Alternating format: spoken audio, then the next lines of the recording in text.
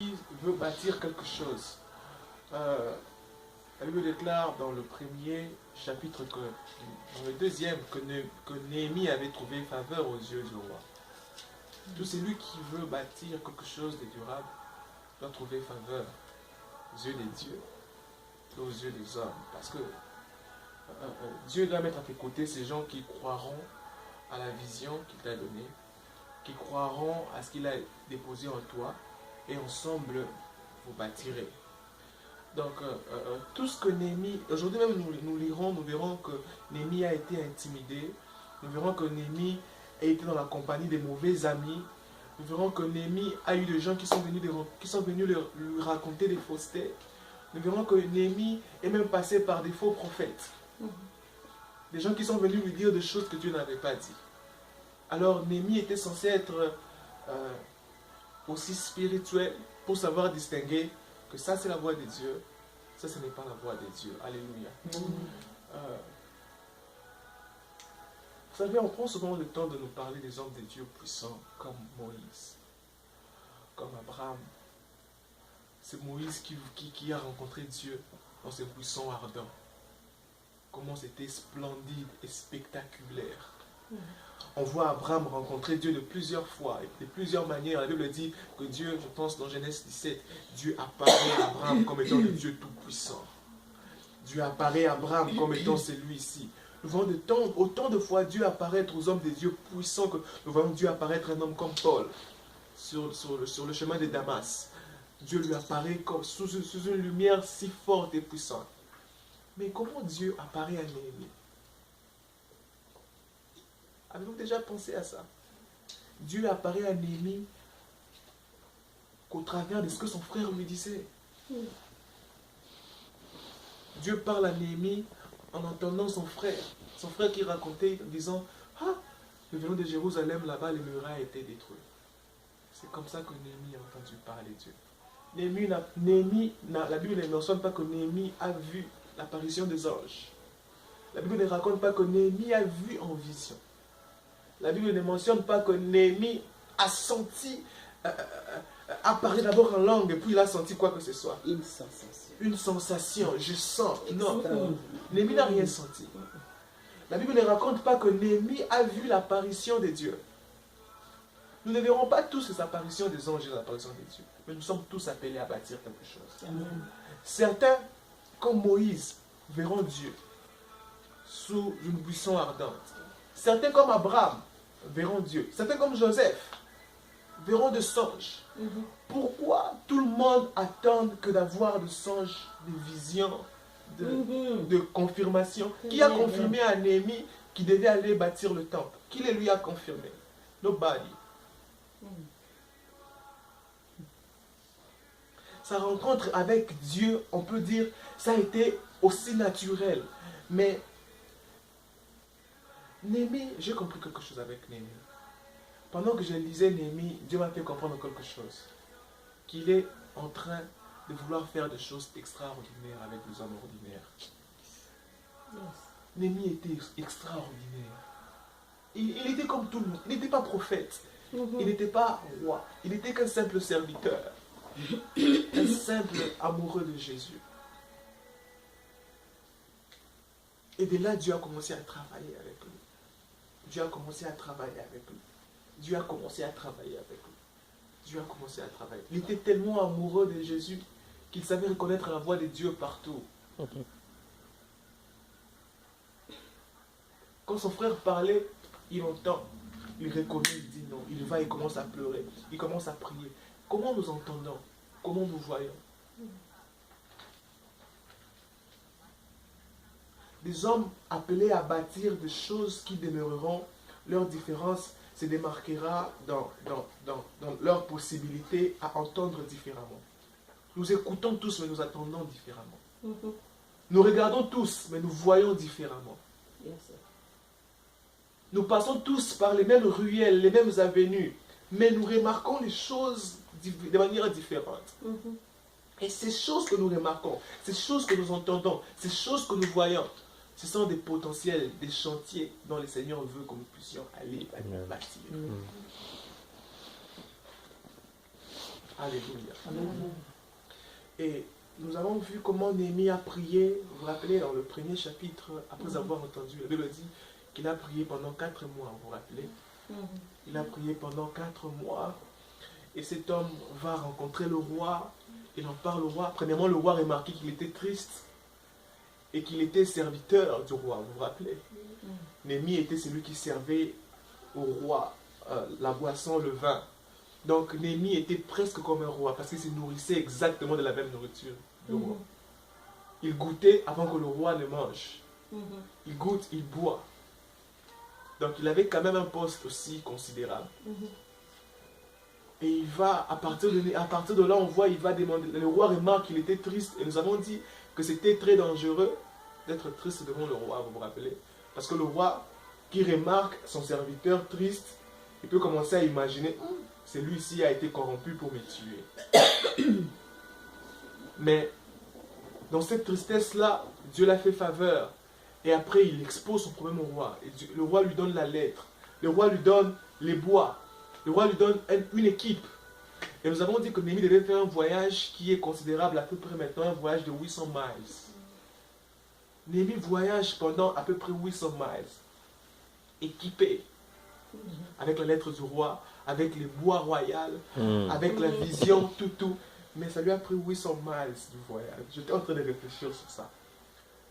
Combien de personnes quand Dieu élève quelqu'un, très souvent, quand Dieu élève quelqu'un, tout le monde pense qu'il vient de nulle part. Alors qu'il vient de 800 miles. Imaginez un ennemi qui arrive à Jérusalem qui dit qu'il veut bâtir les murailles. Ah, vite.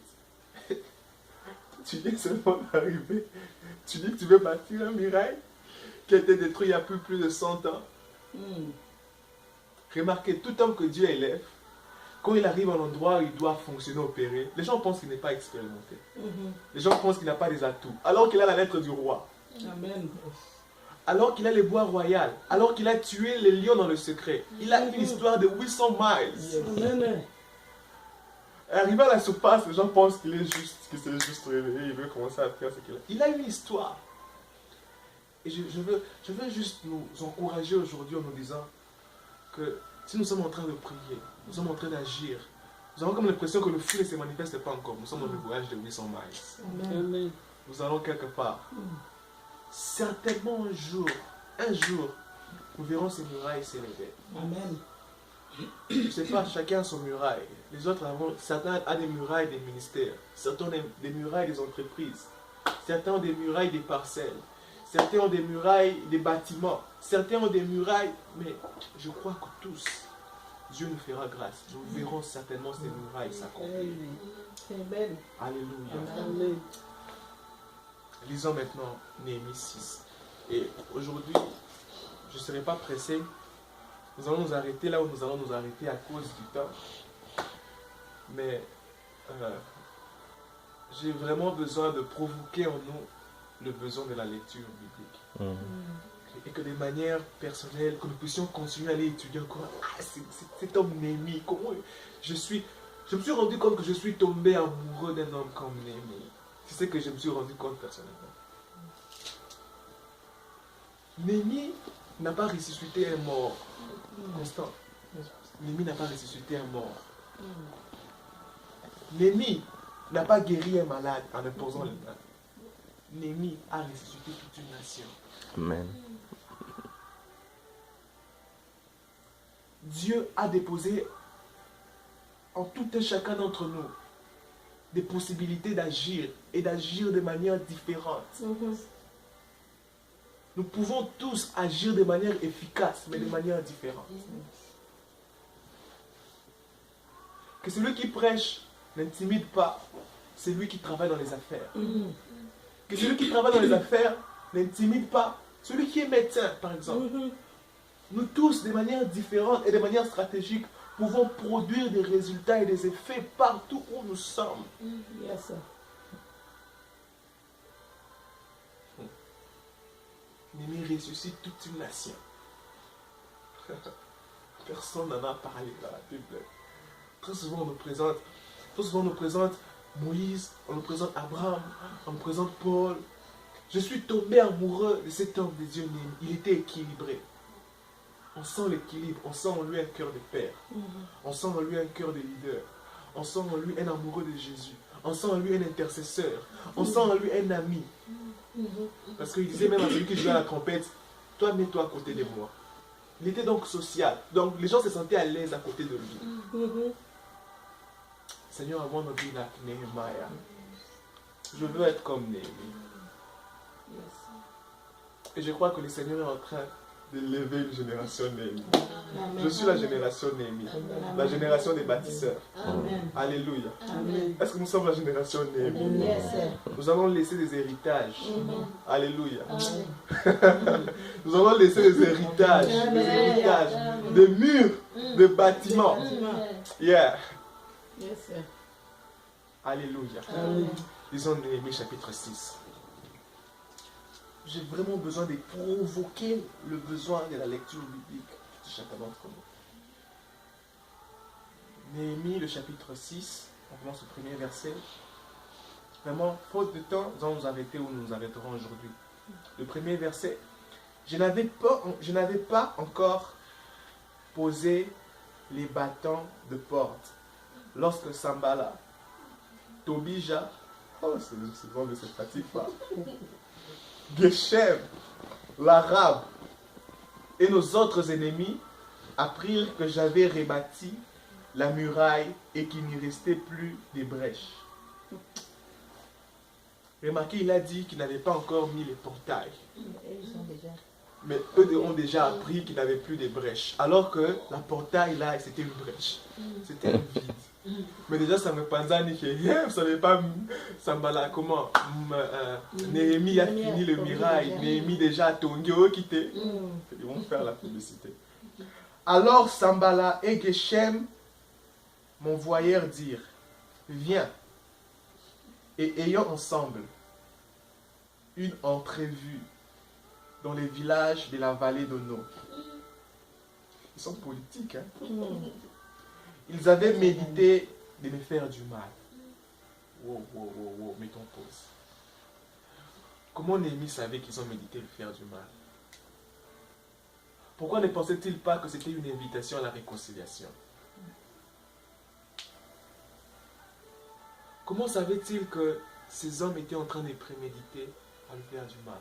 Pourquoi n'a pas-t-il pensé, oh, que maintenant que j'ai fini les murailles, ces hommes ont carrément changé de cœur, ils veulent se réconcilier? Le discernement. Parce qu'ils n'avaient pas encore construit ça. Et ils ont déjà propagé que non, il a fait ça. Et maintenant, ils vont l'appeler Ils viennent l'appeler pour dire, venez, on va s'arranger. L'alignement, non, là, ça ne va pas. Le discernement. Et j'ai parlé avec Marc, n'est-ce pas? Je disais que nous avons vraiment besoin du discernement en ce temps. Yes. Le peuple de Dieu a besoin de discernement comme pas possible. Comme pas possible. Comme pas... Est-ce que nous pouvons dire, Seigneur, ouvre les yeux de mon cœur, afin que je puisse voir comme tu vois, afin que je comprenne comme tu comprends, afin que j'aperçoive comme tu aperçois. Au nom de Jésus. Prière très puissante. C'est exactement ça la définition du discernement. Voir comme Dieu voit. Comprendre comme Dieu comprend. Le discernement est mal compris des fois dans notre milieu. On pense que discerner veut dire sentir qu'un homme a des esprits mauvais. Je discerne les esprits mauvais en ces lieux. Très souvent, le discernement est compris dans ce sens-là. Mais le discernement veut dire voir comme Dieu voit.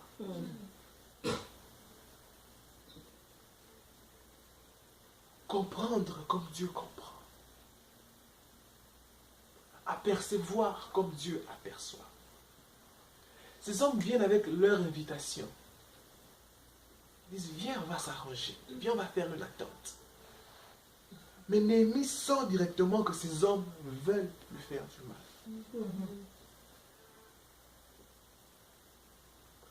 Je disais à Marthe ce jour-là, on parlait de Abel et Caïn. La Bible racontait en disant que Caïn a appris que l'offrande de son frère était agréée par Dieu et que son offrande était rejetée par Dieu. Alors, pour ce fait, il devient mécontent, il médite de tuer son frère. Je ne pense pas que Caïn était si spirituel qu'Abel. Si Caïn a su que Dieu avait rejeté son offrande et que l'offrande de son frère avait été acceptée, je suppose que Abel aussi savait que son offrande était acceptée et que l'offrande de son frère était rejetée. Comment est-ce comprendre alors que Caïn médite de tuer son frère? Il arrive vers son frère pour lui dire allons au champ. Son frère aussi quitte la bergerie, comme on dit en lingala, jusqu'au champ. Sans pour autant, ne serait-ce que sentir que celui-ci m'amène pour me faire du mal. Gentil.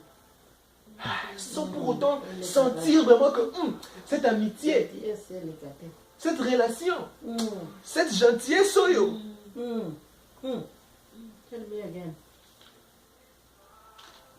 Comment est-ce possible qu'Abel n'a pas senti le discernement?